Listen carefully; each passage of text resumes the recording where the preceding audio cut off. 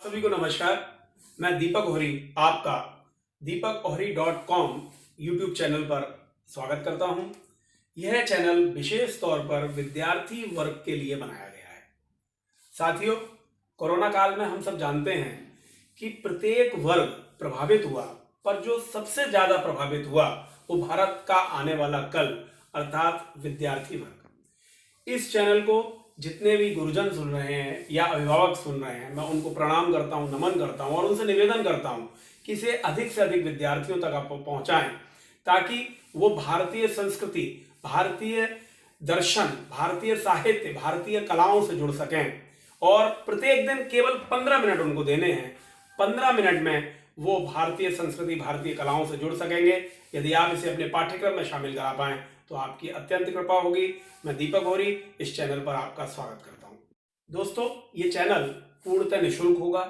बस आपको केवल इतना करना है, क्योंकि मैंने पहले ही कहा कि भारतवर्ष के प्रत्येक विद्यार्थी को हमें भारतीय संस्कृति से जोड़ना है। तो आपको बस इतना करना है कि जो भी विद्यार्थी इस चैनल को देख रहा हो या इसकी वीडियो को देख रहा हो, वो केवल अपने 10 साथियों को इसे फॉरवर्ड करे। इस चैनल पर आपको भारतीय महापुरुषों से जुड़ी हुई कहानियां, भारतीय इतिहास की जानकारियां, पर्यटन स्थलों की जानकारियां, पर्यावरणीय संतुलन, पर्यावरणीय धरा हम कैसे और अनुकूल बना सकें, इसकी जानकारियां मिलती रहेंगी।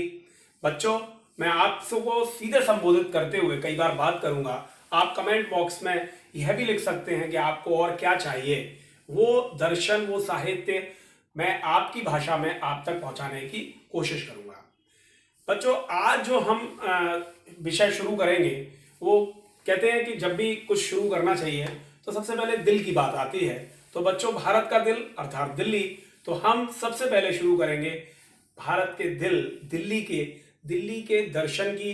दिल्ली नाम कैसे पड़ा या दिल्ली का इतिहास क्या है, इस विषय पर प्रस्तुत है आज का वीडियो। यदि ये वीडियो आपको पसंद आए तो आप अपने 10 दोस्तों को इसे भेजना ना भूलें। जो गुरुजन इसे देख रहे हैं, मेरा फिर से निवेदन है कि आप अपने विद्यार्थियों को इसे जरूर देखने को कहें। ये जो वीडियो विशेष तौर पर कक्षा 6 से 12 तक के विद्यार्थियों के लिए है। यदि आगे वो जाएंगे और उन्हें दिल्ली के इतिहास के बारे में लिखना पड़े तो ये वीडियो उनके निश्चित तौर पर काम आएगा। बच्चों, आज की दिल्ली का प्राचीनतम नाम इंद्रप्रस्थ था। इंद्रप्रस्थ से पहले इसे खांडव-प्रस्थ के नाम से जाना जाता था। खांडव-प्रस्थ चारों तरफ वन, बीच में एक महल और यमुना नदी के किनारे ये बसा हुआ शहर था। लेकिन एक प्राकृतिक आपदा ने इसे उजाड़ दिया और उसके बाद ये पूर्णतः जंगल का क्षेत्र या वन का क्षेत्र हो गया। पर साथियों, उसके बाद हस्तिनापुर, जो आजकल का मेरठ है, उसमें महाराज धृतराष्ट्र ने श्री कृष्ण के कहने पर पांडवों को यह क्षेत्र दिया। उस समय ये पूरा वन था। पांडवों ने भगवान श्री कृष्ण से बात की। श्री कृष्ण ने विश्वकर्मा से निवेदन किया कि वह इसे इंद्र की नगरी की तरह, स्वर्ग की तरह सुंदर बना दें। विश्वकर्मा ने खांडव-प्रस्थ को, जो वन हो चुका था, जंगल हो चुका था, पूरी तरीके से इंद्र की नगरी की तरह बना दिया और भगवान इंद्र के नाम पर इसका नाम इंद्रप्रस्थ बना। बच्चों, पांडवों के जाने के बाद इंद्रप्रस्थ उजाड़ हो गया, उसका कोई महत्व नहीं रहा। मौर्य काल में भी दिल्ली या इंद्रप्रस्थ का कोई महत्व नहीं था, क्योंकि राजनीतिक शक्ति का केंद्र उस समय मगध में था। इतिहास के अनुसार मौर्य और गुप्त साम्राज्य के बाद दिलई का जिक्र 737वीं ईस्वी में मिलता है। इस दौर में राजा अनंगपाल तोमर ने पुरानी दिल्ली से 10 मील दक्षिण में अनंगपुर बसाया। यहाँ ढिल्लिका गांव था। कुछ वर्षों के पश्चात लालकोट नगरी बसाई। बच्चों, यही ढिल्लिका गांव बाद में दिल्ली के नाम से प्रचलित हुआ। महान सम्राट हर्ष के साम्राज्य के बिखराव के बाद उत्तर भारत में अनेक छोटी मोटी राजपूत रियासतें उभरने लगीं। इन्हीं में से 12वीं शताब्दी में पृथ्वीराज चौहान की भी एक रियासत थी, जिसकी राजधानी दिल्ली बनाई गई। कहते हैं दिल्ली के कुतुब मीनार और मेहरौली का निकटवर्ती प्रदेश ही पृथ्वीराज के समय की दिल्ली थी। यहाँ पृथ्वीराज चौहान ने बहुत सारे निर्माण कार्य भी कराए। अब भारत पर विदेशी आक्रमणकारियों की नज़र पड़ चुकी थी। मोहम्मद बिन कासिम के बाद महमूद गजनबी और उसके बाद मोहम्मद गोरी ने भारत पर आक्रमण कर अंधाधुंध कत्लेआम और लूटपाट मचाई। गोरी ने भारत पर आक्रमण के कई अभियान चलाए। 1191 ईस्वी में उसका प्रथम युद्ध पृथ्वीराज चौहान से हुआ। इसके बाद मोहम्मद गोरी ने अधिक ताकत के साथ पृथ्वीराज चौहान पर आक्रमण किया। तराइन का यह युद्ध 1192 ईस्वी में हुआ। इस दौरान दिल्ली पर जो आक्रमण था, इसके चलते लोगों को पलायन करना पड़ा। गौरी ने भारत से लौटते वक्त अपने गुलाम कुतुबुद्दीन ऐबक को दिल्ली की सल्तनत सौंप दी। कहते हैं मेहरौली को कुतुबुद्दीन ने बसाया। ऐबक ने 1206 में दिल्ली से तख्त शुरू किया। उसने कुतुब मेहरौली बसाई। यह दिल्ली का एक नया शहर था। इसके बाद ऐबक का दामाद इल्तुतमिश दिल्ली का सुल्तान बन गया।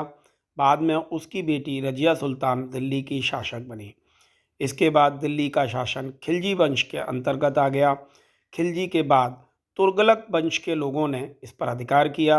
1296 ईस्वी में अलाउद्दीन खिलजी ने मारकाट मचाते हुए दिल्ली को बर्बाद किया। बाद में उसी ने दिल्ली को नए सिरे से बसाया। खिलजी कमज़ोर हुए तो 1320 में तुगलक दिल्ली आ धमके। उन्होंने भी खूब रक्तपात किया। गयासुद्दीन तुगलक ने बर्बाद दिल्ली को एक बार पुनः बसाया। यह दिल्ली का एक नया दौर था। यहाँ तुगलक से ज़्यादा मशहूर सूफ़ी निज़ामुद्दीन औलिया और उसके शागिर्द अमीर खुसरो की वजह से इस दौर को ज़्यादा जाना गया। चंगेज खान के बाद तैमूर लंग 1369 ईस्वी में समरकंद के शासक बने। लगभग 1398 ईस्वी में तैमूर भारत में मारकाट और बर्बादी लेकर आया। तैमूर मंगोलों की फ़ौज लेकर आया। उसका कोई कड़ा मुकाबला नहीं हुआ। तुगलक बादशाह के समय वह 15 दिन दिल्ली में रहा।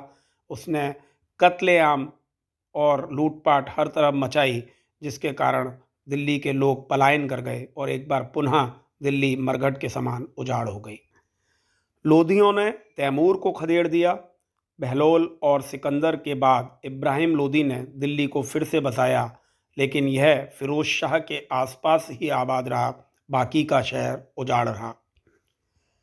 इसके बाद इब्राहिम लोदी को क्रूर बाबर ने हरा दिया और दिल्ली एक बार फिर से उजाड़ हो गई। लोगों को बसने में बहुत समय लगता है, लेकिन दिल्ली को कई बार आक्रमणों ने उजाड़ा। वैसे बाबर ने आगरा को अपनी राजधानी बनाया, लेकिन उसकी मौत के बाद उसका बेटा हुमायूं दिल्ली आया और नए सिरे से इस शहर में बसावट की। दिल्ली के अंतिम हिंदू सम्राट थे हेमचंद्र विक्रमादित्य। हेमचंद्र ने पंजाब से बंगाल तक 1553 से 1556 ईस्वी तक अफगान विद्रोहियों के खिलाफ 22 युद्धों को जीता। 7 अक्टूबर 1556 को दिल्ली में पुराने किले में अपना राज्याभिषेक कराया। पानीपत की दूसरी लड़ाई से पहले उत्तर भारत में विदेशियों के खिलाफ हिंदू राज्य की स्थापना की। हेमचंद्र ने लड़ाई से करीब 1 महीने पहले अकबर के सेनापति तारदी बेग खान को हराकर दिल्ली पर कब्जा कर लिया था। पानीपत की दूसरी लड़ाई 5 नवंबर 1556 को अकबर और सम्राट हेमचंद्र विक्रमादित्य के बीच हुई। इस लड़ाई में हेमचंद्र जीत ही रहे थे कि अचानक उनकी आंख में एक तीर लग गया और वे घोड़े से नीचे गिर गए। इस दृश्य को देखकर उनकी सेना पलायन कर गई, भाग गई, जिसके चलते अकबर ने उनका सिर काट दिया। इसके बाद अकबर का दिल्ली और आगरा पर कब्जा हो गया। अकबर के बेटे शाहजहां ने दिल्ली का रुख किया। जमुना किनारे शाहजहानाबाद की नींव रखी। 46 लाख रुपए में तख्ते ताऊस बनवाया। जामा मस्जिद बनवाई। चांदनी चौक बसा। मीना बाजार बनवाया। उल्लेखनीय है कि 1962 में दिल्ली में एक भीषण अग्निकांड में 60,000 और उसके बाद 1716 में भारी वर्षा के कारण कई मकान ध्वस्त हुए, कई लोग मारे गए और उस दौरान भी दिल्ली लगभग उजाड़ हो गई थी। मुगल शासक मोहम्मद शाह के वक्त ईरान से आए नादिर शाह ने मचाई मारकाट में दिल्ली के 30,000 लोगों को मार डाला। जाते वक्त वह तख्त ए ताऊस को अपने साथ भी ले गए। इसके बाद नादिर के बाद ईस्ट इंडिया कंपनी की दिल्ली में एंट्री हुई। फिर 1803 में दिल्ली में जो दिल्ली था वो अंग्रेज़ों के नियंत्रण में आ गया। सन 1911 में कलकत्ता से दिल्ली भारत की राजधानी स्थानांतरित हुई। लगभग 20 वर्ष बाद 13 फरवरी 1931 को दिल्ली को अविभाजित भारत की राजधानी बनाया गया।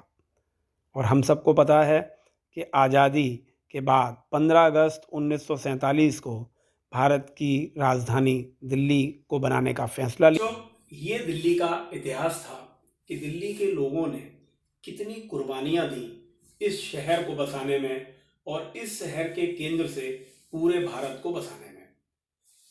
दिल्ली को चुनने के पीछे मेरा मकसद था कि मैं पूरे भारत के बच्चों को, जो भी इस वीडियो को देख रहा है, उस विद्यार्थी को बता सकूं कि हमें ये आज़ादी या हमें ये स्वतंत्रता यूं ही नहीं मिली है। बहुत लंबा इतिहास रहा। कई लोगों ने, अंग्रेजों से पहले मुगलों ने, कई लोगों ने हमारे ऊपर आक्रमण किया, हमारी संस्कृति को नष्ट करने की कोशिश की। बहुत सारे कालखंड तो ऐसे हैं जो शायद अब हमें पता नहीं लग पाए, वैसे इतिहासकार उन्हें खोजने की कोशिश भी कर रहे हैं।